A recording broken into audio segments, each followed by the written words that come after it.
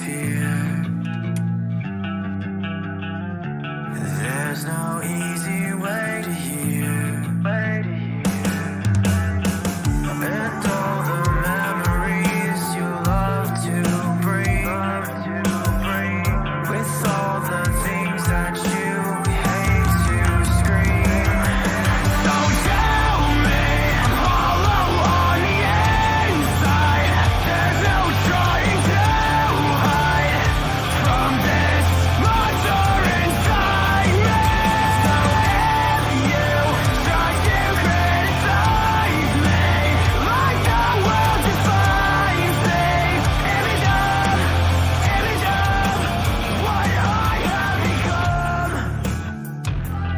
What's going on, everybody? Welcome back to another Buckeye Beat podcast. Ohio State loses 31-32, traveling to Eugene, Oregon to play the Ducks this past weekend. And boy, oh boy, is there a lot to discuss with this game, with this team. There's a lot, but I guess we'll just start off. Cozy, how are you doing, sir? Go Guards. Yeah, go Guards. Today's game one, so I know this will probably be out tomorrow at some point, or maybe another day here soon. So Guards pulled through. It was an amazing start to the Saturday with the Lane Thomas Grand Slam, and then we rolled into Saturday night. And correct me if I'm wrong, but did you? I almost felt like this was like a cinematic movie type of game. Like it just had a flow to it where it was just like I could sit back and I could watch this and okay, this is going to be critical of me. I left this game going, it's not that bad. And what I mean by that is it's not that bad because you could still technically lose to Penn State and we're still getting in the playoff. We're not winning the Big Ten, but we're still getting in the playoff. I know that sounds like a loser mentality, but let me clarify here. And I said this today to some people that I was talking about the game. They were asking my opinion. Ryan Day comes from an NFL background. He's never been one to be perfect. He has slip-ups. The model right now in college football actually benefits Ryan Day, where his teams continuously get better as the season goes on. If this game is in another 2 weeks at the end of October, and we even go back-to-back with Oregon and Penn State on the road, I think there's a good possibility we win this Oregon game. There was a good possibility we should have won this Oregon game. There was a good possibility without a bad snap / mishandle by Will Howard, and look, he played awesome. We win this game going away because we probably drive down the field 4 to 5 minutes and score a touchdown. There was a lot of things that happened during this game. And I would like to make a motion and a pass that we start talking about the defense first. So do you want to go or do you want me to go? I'll go first. Okay. And I'll try to keep it as quick as possible. This defense is absolute bullshit. And listen, I'm a big fan of a lot of what Jim Knowles tries to do here at Ohio State, but I got to be honest with you, I'm taking a real hard look at him. This defense Saturday was piss poor. Ohio State got 19 pressures, 0 sacks, which I know a lot of people look at it as like, hey, sacks are not everything. But listen, when you're going up against a big-time program like Oregon, like Penn State, and if you want to throw Michigan in there, throw Michigan in there. You got to get home. And I thought Dylan Gabriel did a hell of a job just sitting back there in the pocket. He had plenty of time. It seemed he had all day. Just watching the game for me, felt like he had plenty of time. Ohio State, I don't understand what the thought process is, Cozy. We had guys on the bench who could have very easily rotated in that game. You can keep guys fresh, and we didn't. I mean, I bring up Arvell Reese all the time. He played 4 snaps. Yep. 4 snaps on Saturday. It's flat out unacceptable. The secondary was horrendous. I mean, we're Oh, gonna rip into Denzel Burke. no. Hold on. It's not Denzel Burke anymore. It's roasted chestnut because a Buckeye definitely looks like a chestnut, and he got roasted on an open fire. I mean, do you know the stat for him? Go ahead. He was thrown at 8 times. There was 8 completions for 178 yards and 2 touchdowns. That was the stat. That was the stat. Like, you can't look, like, when I'm saying roasted chestnut, there are bad games by defensive backs, and this was a major missed spot again. Dude, Denzel Burke was getting talked about being a first round pick coming into the season. And this one game here might have already dropped his stock to a third round. He is, and someone else said it to me, he is Sean Wade all over again. No, he's worse than that. He's Cam Brown. But I'm saying Sean Wade came in first round pick. Oh, yeah. Okay. And then came back, and everyone was like, oh, well. My question is, why did you not substitute in Jermaine Matthews or even Aaron Scott? Like, get someone in there, like, rotate them in. I'm even begging for Bryce West. Like, I'm begging for them. You have all this talent. You have 2 5-star cornerbacks who came to Ohio State.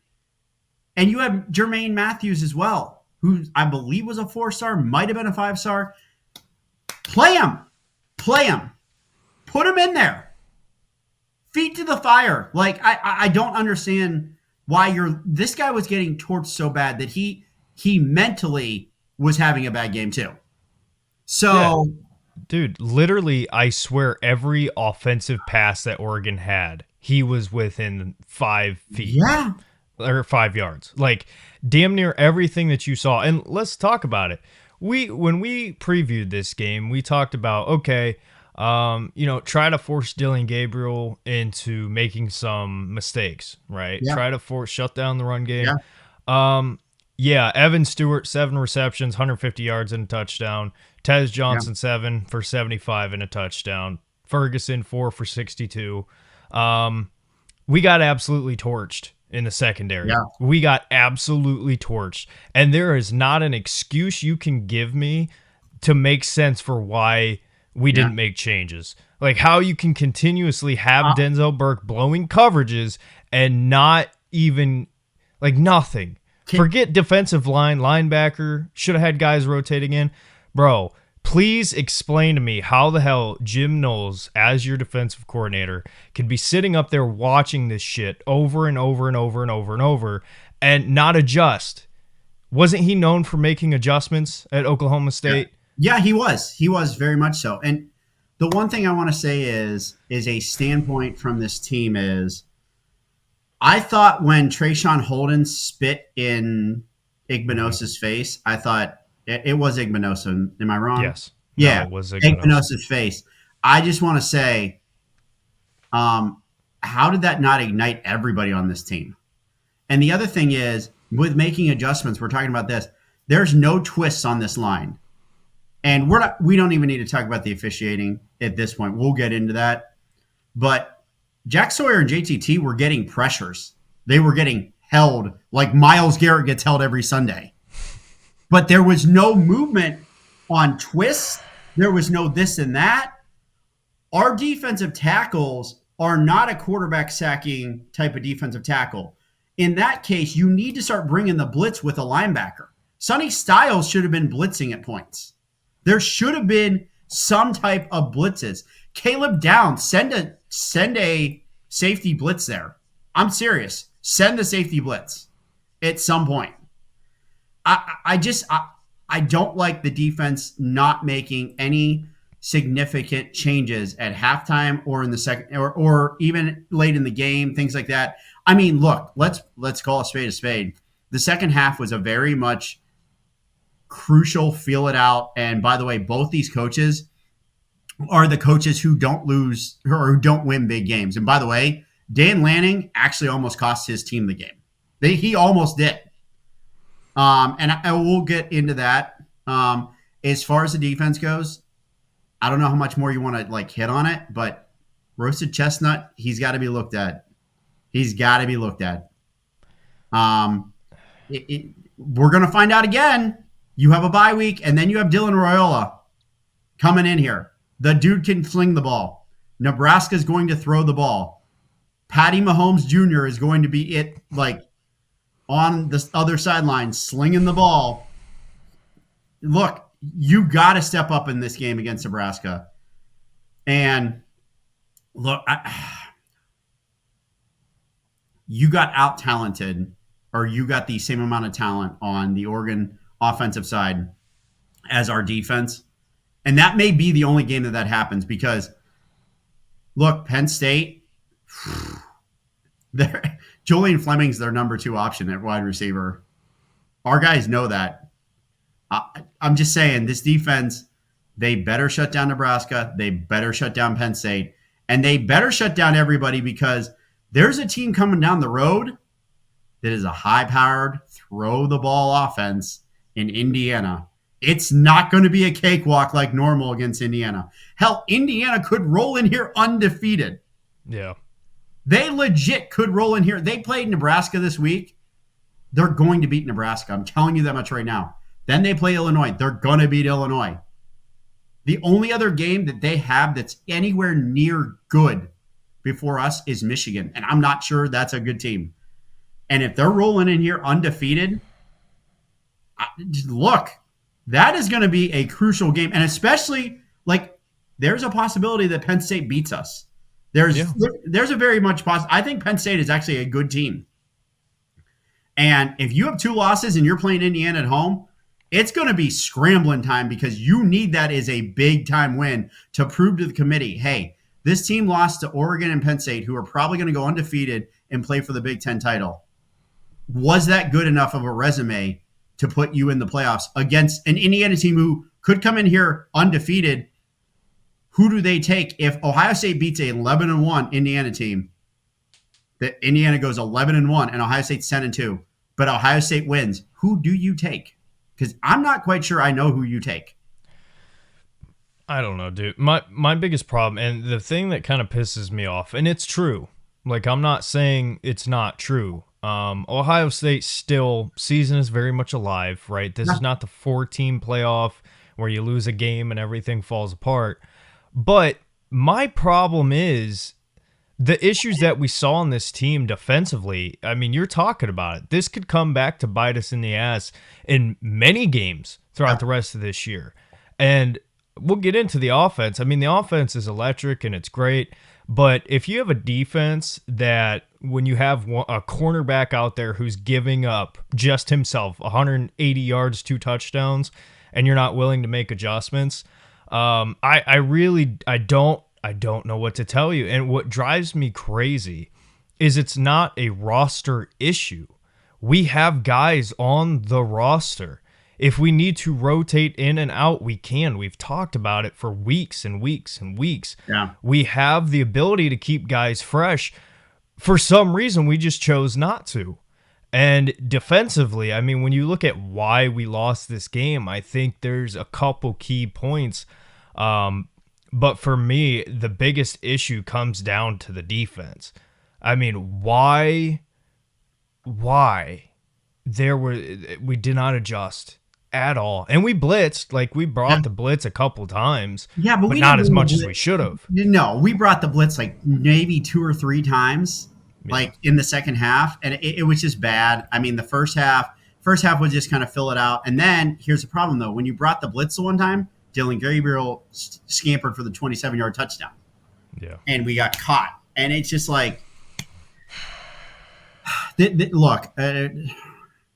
defense, we can put this up as a learn lesson and move on because, Drew Alar is not running and scampering for 27-yard touchdown on us.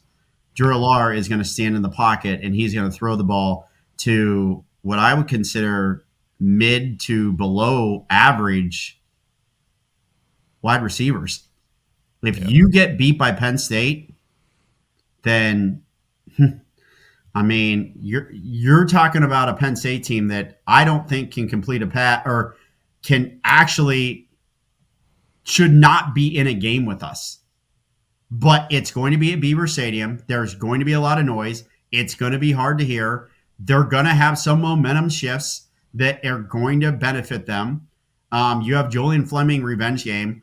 But like I said, you look down the road, Nebraska, they're throwing the ball for 270, 80 yards a game.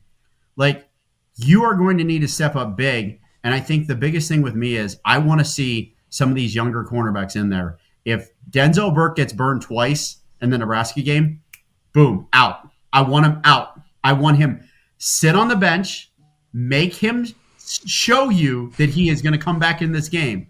And I'm saying, I'm literally doing the quick pull. Like, I'm doing a quick pull of him. He gets burned twice, quick pull, sit him on the bench and tell him, hey, you know what? You'll get a chance on 2 drives from now. There's going to be 2 drives from now. You will get another chance. But you better bring your A game. And if you don't, you're done. And I'm telling him this in practice too. This is a bye week. This is a bye week. And you know what? Here's the thing. Nick Saban said this perfectly on Friday. He was on the Pat McAfee show on Friday. And I think that he said this absolutely great statement. And this season is going to define how Ryan Day is going to make it here in Columbus. Is Ryan Day another John Cooper, or can he actually get this thing done? And what I'm going to say by this is Nick Saban has 7 national titles, 8, something like that. Out of those 7 or 8 that he has 2 undefeated seasons. Every other season he has 1 loss, and then they hit a stride where after their loss, they got better and better and better. And he made the statement on Friday. He goes, the team who loses this game, if it's close, it's going to sting. And it's going to sit in the back of their heads for weeks upon weeks upon weeks upon weeks, especially if it's Oregon and Ohio State again in the Big Ten title. And how do you build off that? For me, I agree with him. But now we can talk about Ryan Day because I didn't think he called a bad game. So before we move to the offense, I just want to give the numbers out here for context for what we've been talking about. Dylan Gabriel went 23 of 34, 341 yards, 2 touchdowns, and 4 rushes for 32 yards. Last thing I wanted to add in on what you're talking about with Penn State. If Penn State's going to beat us, it's going to have to be through running the ball and playing great defense. Yeah. Nick Singleton's a dog, but I mean, I thought Ohio State did a really good job early on against Oregon stopping the run. And then things just kind of busted from there. Jordan James had 23 carries, 115 yards, and a touchdown. But yeah, I mean, I could talk all day about how piss poor I thought this defense was. But changes have to be made. I mean, they have to improve this defense, or we're going to see a Jim Knowles gone. Like, there's not going to be much playing around with this. Like, you have the talent there. You were brought in to win these types of games, and you didn't. So, but with that being said, if you want to move on to the offense, we can go ahead and do so. We can. And by the way, in the middle of this, I actually had the wrong first pitch start. The Guardians have officially started. So there could be some live reactions here. Oh, boy. Anyways, no, I will. I'll kind of start off first with the offense. Overall, good played game. At the end of the game, I don't know that I can fault Ryan Day totally. And everyone wants to be like, oh man, can't win the big game. Okay, first off, we're going to dive into the last drive of the game. We'll start there. And what I mean by that is you had an offensive pass interference call that in no other world is that offensive pass interference, because I'm sorry, and if this wasn't YouTube, I could have some more strong word and verbiage used for the type of player that Oregon had at defensive back up against our man, who is Jeremiah Smith. And I mean a man who literally got hit by the defensive back, made his cut, and when he was making his cut, shrugged him off. Sorry that your wimpy defensive back couldn't handle our man, and they called the offensive pass interference. That's number one. Number two, for all the idiots out there who want to congratulate Dan Lanning for sending in a player and getting a legal substitution called, that is the wrong penalty called. The wrong penalty called. It should have been a legal participation. They weren't substituting anybody. They threw an extra man on the field, and we ran a play. That is a legal participation, not a legal substitution. The difference is someone should have been running off the field for Oregon. There was no one running off the field. The difference is a legal participation is 12 men on the field, the play happens, and it's a 15-yard penalty. A legal substitution is only 5. And the clock stops. And the the clock does not stop. A legal participation, the clock stops. Stops. Yes, that's and the play is dead. There is no play. Mm-hmm. Now, you had 4 seconds run off. They botched the end of the game. Let's see if the Big Ten comes out and says sorry. If they do, this whole game is different. But in hindsight, if this works out and we end up winning a national title or anything like that, you use this as motivation, use this as a learning lesson, you use this as we also need to have better awareness. And when I'm going to say this, their little clock operator that they had at Oregon, every play, the play clock should reset. Will Howard slid with what he thought was 2 seconds left.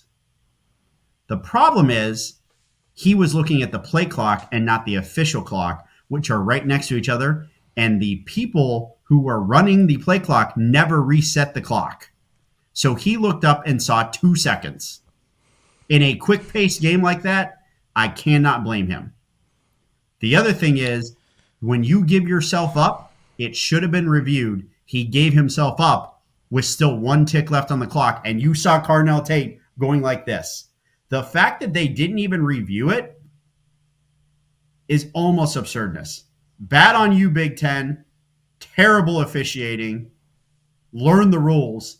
And everyone who wants to argue with me, it was a legal participation instead of a legal substitution. There was no Oregon player running off the field. Literally one of the worst, and I even said it during that point in view. I said, why is this not an illegal participation, not a legal substitution? And someone said to me, well, what's the difference? I said, one's a 5-yard, one's a 15-yard. It's a major difference. You get 15 yards, we're running the ball with Judkins, calling our last time out, and kicking a straight-on field goal. The other advantage of this is, because we are in a 12-team playoff, you didn't have to send your field goal kicker out there at the very end of the game, who, if it would have happened with another Georgia thing, we have no confidence in him the rest of the season. Okay. Well, I agree with pretty much everything that you said. However, I want to take it back to before we got the ball back. Okay. Maybe it's just me, and maybe I'm a terrible fan, but boy, was I pissed off when we called the timeouts on defense when they were in the goal line. They were going to score anyway. Cozy, I'm sorry, but if I am coaching this team, I'm literally letting them score. And for anybody who wants to say that Oregon was just trying to run the clock down, no, they weren't. If you watch Jordan James on that run where we stopped him on like the 2-yard line, he was gunning for the end zone. Mm-hmm. Why in the world are you not letting them score when you have? Listen, we went from 2.5 minutes on the clock, all the way down to I forget what it was when we got the ball back. We got the ball back with like 1:40 left. Okay, 1:40 left, and you had one timeout. Everything happens the way it does. And listen, I'm not saying Ryan Day needed to have a time machine and know what was going to happen throughout the rest of that sequence. But what I'm saying is I think that was an absolute piss poor failure of time management by your head coach.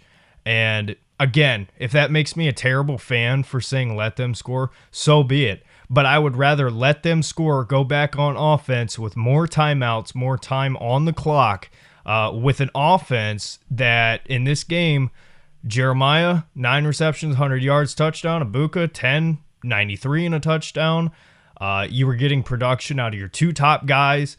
G. Scott Jr. had 50 yards on the day. Like, they were moving the ball. I thought the offense did a solid job.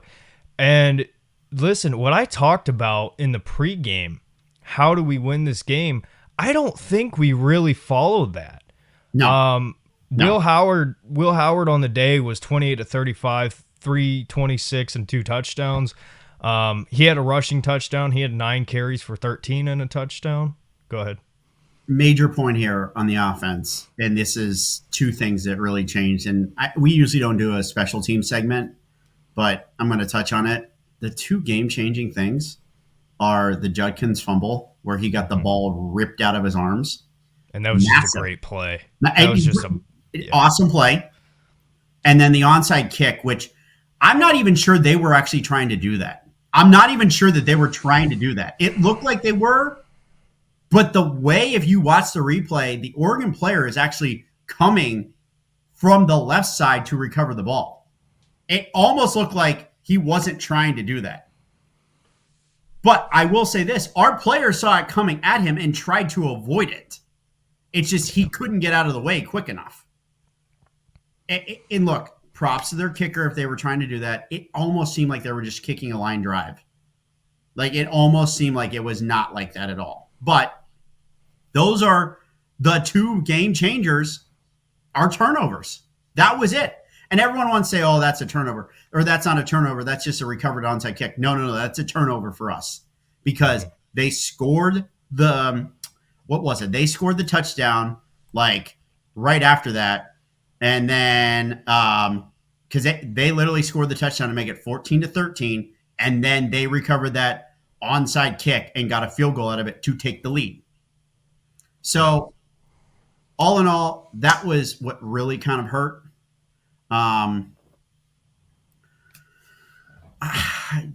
It just, I can't really blame the offense, though. We put up 31 points, and there were points in this game where we left points on the board, unfortunately. And you left other stuff on the board. Perfect example, the fumble really, really hurts when you break it down, especially with like it being 3rd and 3. We're up 28-22, and it's a 3rd and 3, and Will Howard fumbles the ball. If Will Howard doesn't fumble that ball, he gets the first down. Like, if that snap is clean, we were moving the ball down the field, would have had a 1st and 10 at like the Oregon 30, 35-yard line. And you probably continue a drive all the way down the field to put this game out of reach. This is why I'm so confident. There were so many things that went Oregon's way, and we still had a chance to put this game away and win by 2 scores. There's so many things that you had on your side to where you had a chance to put this game away and win by 2 scores, and you didn't do it. I think one of the other things is you got to remember we also had a 40-yard field goal with about 6 minutes left.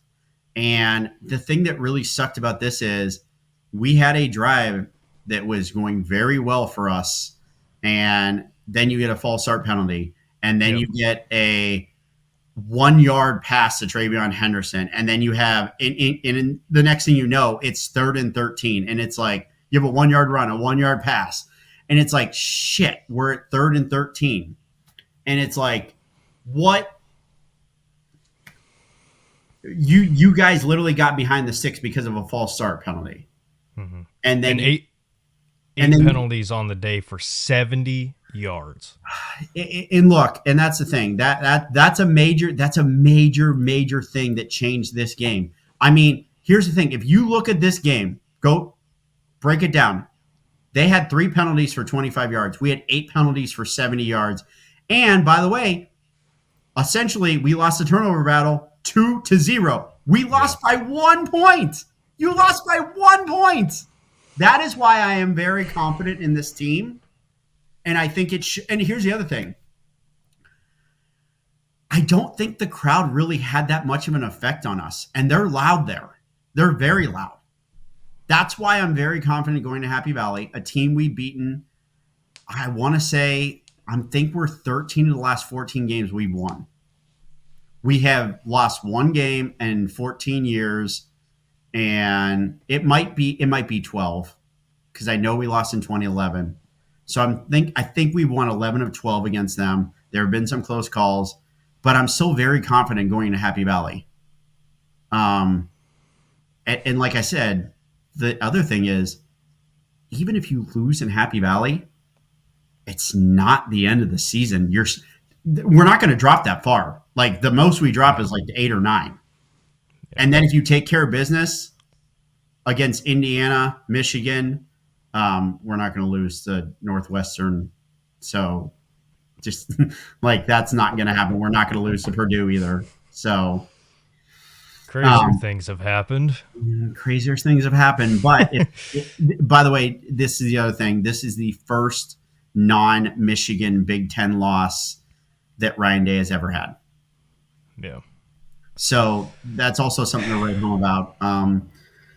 Look, I could go on for days. I think the offense just played kind of well. I would like to see the offense as a whole, though, give the ball to Travion a little bit more, especially when he was having the day that he had. I mean, I get that most of his yardage was on one play, but also outside of that, he still had another 34 yards on 9 carries. Yeah. Like that's not a terrible average. That's not a terrible average. Like you're still getting around 3.5 yards per carry. Like if you're getting 3.5 yards per carry, you're getting first downs. The one thing is Judkins did not have a good game. He had the fumble. He may have had the touchdown, but he also had the fumble, and it was very costly. But I would like to see them. So they had 21 carries total between them. I would like to see them more towards the 30 mark. I think 15 attempts by each of them is good. Will Howard also had 9 carries. Well, technically 8 carries because the fumble. Oh, the fumble would have been his carry too. Look, I would like to see Will Howard around like 5 carries and them around 15 each. So that's what I was about to say. I thought the offense on the first drive, I was feeling very good. And by the way, let's just throw this out there. The tipped pass by the defensive lineman that landed in G. Scott's chest, like that is the most lucky play I've ever seen in my life. Oh, I know. The second most lucky play I've ever seen was the tipped pass that Deshaun threw that Amari caught in the back of the end zone that one last year against the Cardinals. Like, it's crazy how that happened. But guess what? You go for it. You convert the 4th down. You go down the field. You score. Yep. Like, I thought the offense started off great. Chip Kelly's game plan, I wanted to touch on this just real quick. Again, I said it over and over in the preview. I thought the run game needed to be the establishing point. I was kind of shocked that we came out and we were throwing as much as we did. But Will Howard, and it's funny because they said this on Menace to Sports, so this is not me finding this. Credit to them. They do great stuff. Both Dylan Gabriel and Will Howard had 4 deep ball passes each. Dylan Gabriel completed all 4. Guess who they were all on? And Will Howard completed 3 of the 4. So, as far as the head-to-head goes, there's a lot of people who's really upset with Will and kind of looking at him as maybe not good enough. I think Will Howard had a fantastic game. I thought he did everything as well as he could have. Was there a couple throws he would have liked to had back? Yeah, but 28 of 35, 330 essentially, and 2 touchdowns with a rushing touchdown. Like, if I were to tell you that stat line before the game, I mean, you would be thrilled. So I think, and I know maybe this is hypocritical coming from me, given my thoughts on the previous quarterback we had here. But I think we're being a little too hard on Will. I think a lot of the issues that we had offensively, and it's just my opinion, come down to the penalties. Again, 70 yards worth of penalties. The turnover was critical. The turnover on special teams was critical. And then the injuries. Excuse me. Injury played a factor in as well. What happened? Well, the Yankees have runners at first and second with nobody out, but Judge came up and just struck out. Nice. It's 0-0, by the way. Okay. But yeah, It's just maybe I'm not reacting enough to this. Maybe I'm underreacting because to me, I'm just kind of like someone said that the playoff is like the worst thing for college football because it takes importance away from the regular season. And I'm going to be honest with you, I now officially agree with that person. And that one person who said that is a buddy of ours who is an amphibian. He is the one who told me that. And he's like, these games don't matter as much anymore. And I never really bought into it until Saturday happened. And now I thought, this is kind of a teaching, learning moment. But I will switch back to this. Incorrect, because even if we had lost this game, we'd still be, what are we now, 4 or 5 in the AP poll? We'd still be in the conversation for the top 4 teams. Yeah. And you'd still have the whole season in front of you. And you know they're going to put the Big Ten champ in there. Now, granted, the Big Ten champ is guaranteed to be in there no matter what. Like, doesn't matter record, doesn't matter anything like that. We still have everything in front of us.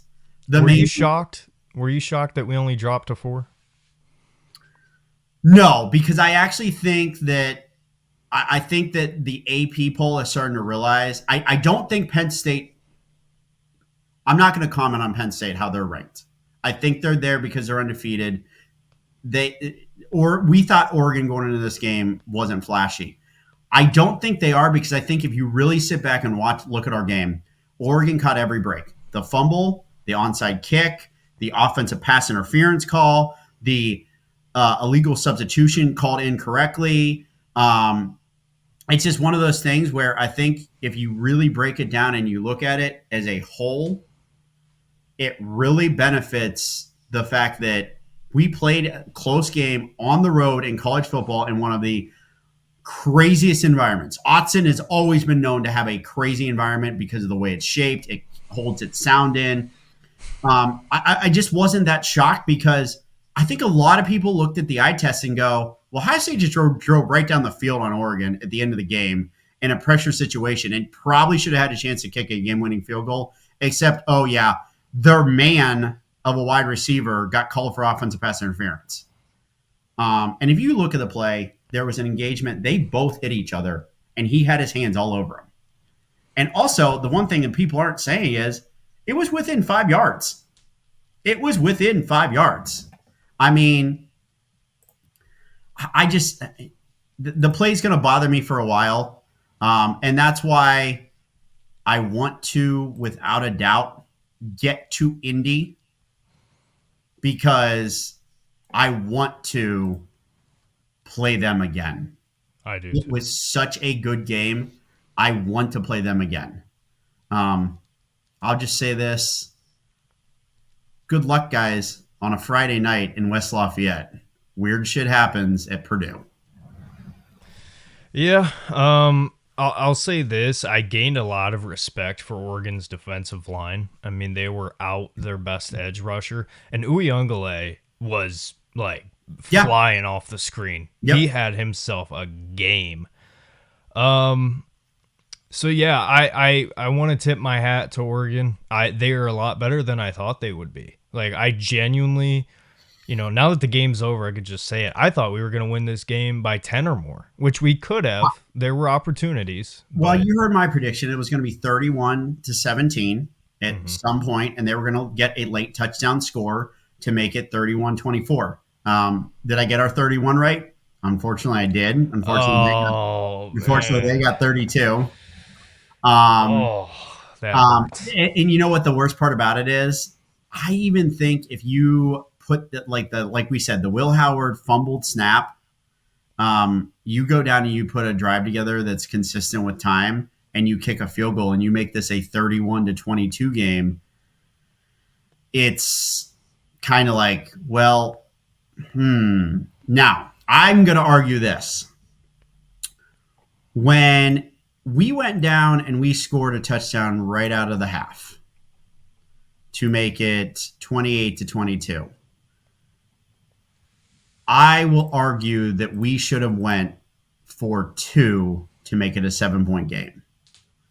That is one thing I will criticize Ryan Day about, and I hate when coaches do this. Look, you just scored a touchdown. I know you're only up by 5. The likelihood, especially in college, of them missing the extra point is so unlikely that you got to go for 2 there. We're going to use this, and I know this is what we do with the Browns. The analytics say go for 2 there to make it a 7-point game instead of sit on a 6-point lead. Yeah. And like I said, this game felt like it was done in a half hour. I will say this. This is also a turning point as well. Oregon also, you got to remember, drove down the field and we stopped them on a 4th and goal, which was massive. Yeah. Which was massive. Now, I thought that should have been the turning point, but then we didn't do anything with the ball there and we punted from our own 17. And it wasn't a great punt either. So I just, there are so many things that is just weighing on this game that I think about, and I'm just like very nervous about going forward. But there's also a lot of stuff that I'm like, man, if we play a perfect game and don't make our mistakes, we blow them out of the water. We blow them out of the water. Like, there was so many times where it was there to blow them out of the water. So, like I said, going forward, I'm not that nervous.